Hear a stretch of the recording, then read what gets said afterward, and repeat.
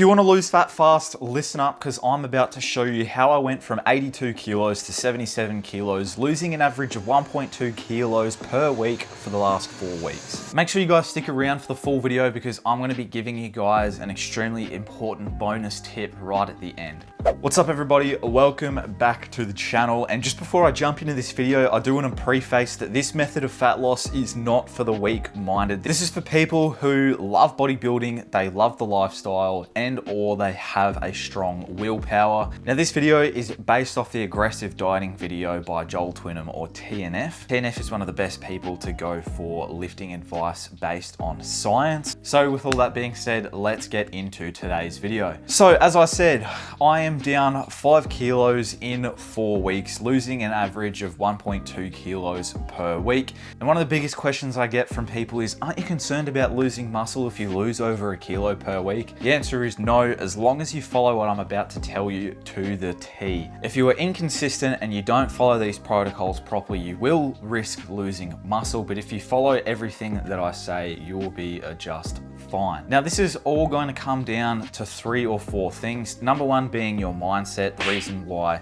this one's a bit of a gray area is it's not backed by science, but it definitely helps to have. Then you have your nutrition, your training, and your recovery. You need to nail all 3 of these things. First of all, let's get into mindset. If you're a weak-willed person, this is not going to work for you. This is a pretty extreme diet because you're not going to be able to have cheeseburgers, you're not going to be able to have pizzas, chocolate, sugary soft drinks. You're not going to be able to have any of that, because in order to hold on to all of the muscle, you're going to need nutrient dense based whole foods. You're going to be eating heaps of protein, and your calories are going to be pretty low. You can't afford to have processed shit in this diet. Now, chances are, because your calories will be pretty low, you are going to be hungry as well. So you're going to need to be someone that isn't bothered by hunger. Personally, I was hungry multiple times throughout the day, but I can easily work through it. Hunger doesn't really bother me. I'll just carry on because I know that the next meal is coming and I don't have to stress. There will be times where you will be faced with many temptations. Work might have some cake in the tea room. Your housemates might bring home some pizza in front of you. Someone might offer you a free chocolate bar for whatever reason. You're gonna have to learn to say no. And a lot of people these days don't have that skill. We're so used to just saying yes, yes, yes, yes, but it's actually a skill to be able to say no. This is what's going to be one of the biggest factors between the people who do this successfully and the people who don't. Let's dive straight into the nutrition. So we know that in order to lose a kilo of body fat per week, you need to burn 7,700 calories. So this means over the span of 7 days, you're going to be in a calorie deficit of 1,100 calories. So for example, my maintenance calories is about 2,900 calories. So what I did was I dropped that right down to 1,800 calories. Now it's important to note, you don't want to drop from your bulking calories to 1,800 too quickly. You want to give your body some time to adjust. So what I did was I spent 2 weeks at maintenance calories after I'd finished my bulk. Then I dropped 1 week down to 2,400 calories. Then I dropped down to 1,800. So figure out your maintenance calories and subtract 1,100. That's gonna be your calorie target for every single day, and then you're gonna burn some extra calories on top of that through active calories. So the next important thing is your protein. You want to eat minimum 2 grams of protein per kilo of body weight. To build muscle, when you're eating in a calorie surplus, you can get away with as low as 1.2 grams. But because we're underfeeding our body, it's super important that we have enough protein to help things like recovery and the preservation of muscles. Now, in terms of carbs and fats, I didn't stress about this too much, but it is important to stick to it about at least 50 grams of fats just to regulate your hormones. So I was eating 1,800 calories, 160 grams of protein, and at least 50 grams of fats each and every single day. In terms of the food itself, I stuck to basically a whole foods diet only. Breakfast was egg and bacon with a low calorie sauce. My morning tea for the day was 250 grams of watermelon with a protein shake made on reduced fat milk. My next meal of the day, which was usually my pre-workout meal, was plain rice, a little bit of seasoned chicken, and fat-free sweet chili sauce. So that meal came out to about 300 calories. And then my last meal of the day post-workout would be 2 grass-fed beef patties with 2 slices of cheese.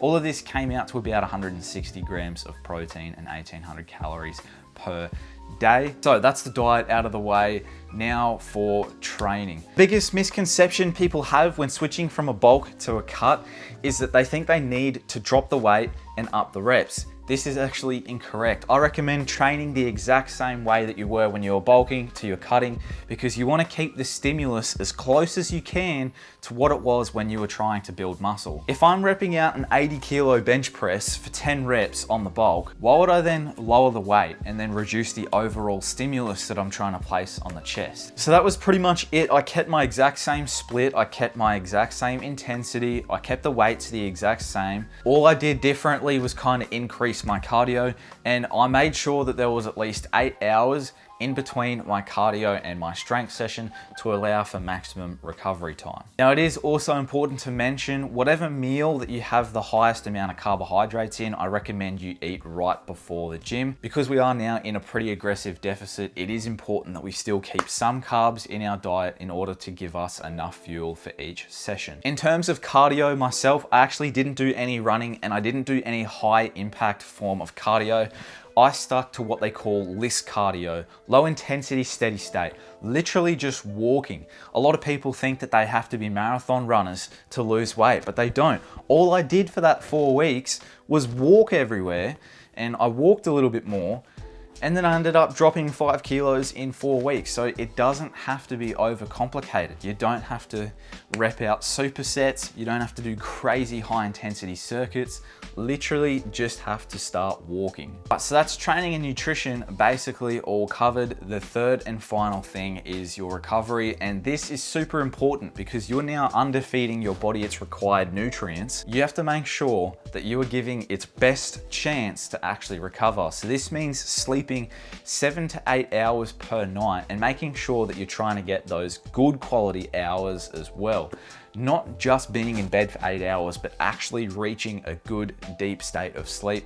One thing that I like to use to help improve my sleep quality is a little bit of ashwagandha before bedtime. What this does is actually reduces cortisol levels within the body, which is your stress hormone, and helps you reach that deeper state of sleep. People also use it as a bit of anxiety relief, and I find that that works well too, but I find taking it about half an hour before I want to go to bed is great for me. Another thing I like to use for recovery at the end of the day is a bit of magnesium oil spray. Magnesium greatly helps with recovery and muscle soreness, and the whole point of recovery is to make sure that you can keep up high intensity performance in the gym. The last thing you want to do is recover like shit, walk into the gym the next day feeling sore as hell, and then just having a shit session because of it and risk losing that muscle. Now, as I mentioned before, part of the recovery process was also making sure that I had at least 8 hours between my cardio session and my resistance training. This is also important because when you do cardio, you're already fatiguing yourself. So you'll see a lot of people, they'll go for about a half hour to an hour jog or walk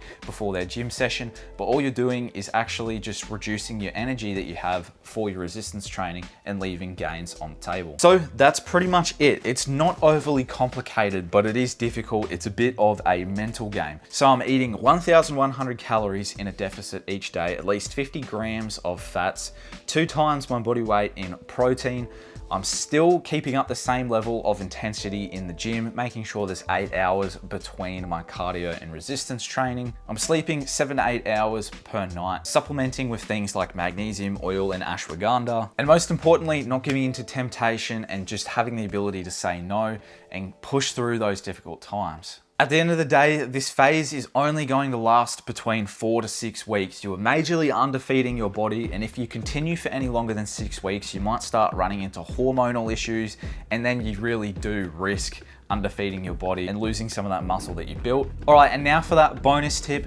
For the actual placement of this aggressive deficit, what you guys want to do is do it pretty much right at the beginning of your cut when you have the highest amount of body fat on your body. This is because your body takes those fat stores and breaks it down into extra energy. So it makes sense to go in the most aggressive deficit as you can at the very beginning when your body already has so much of that excess energy stored. Whereas if you were to do it when you are getting really, really lean, you will stress your body out. When you have very minimal fat stores to actually take, that is when your body might draw upon some muscle, and that's when you risk losing that size. So there you have it. That is basically exactly how I lost 1.2 kilos every single week for 4 weeks. If you guys enjoyed this video and you want to learn more about this sort of content, make sure you hit the subscribe button, hit that like button, turn on post notifications so you don't miss when I upload. If you guys want to make things a bit easier for yourself and let me manage it and help you one-on-one with your cutting or muscle building, then check out the link in the description. I will leave a link to one-on-one coaching in the description below. And if you guys want to follow along on my own journey and you guys want to keep up to date with extra exclusive content, I'm going to leave a link to my Instagram down below, so feel free to go and follow that as well. Other than that, if you guys have anything in specific you want to learn or you want to see from me, leave a comment down below. And for the meantime, I'll see you in the next one.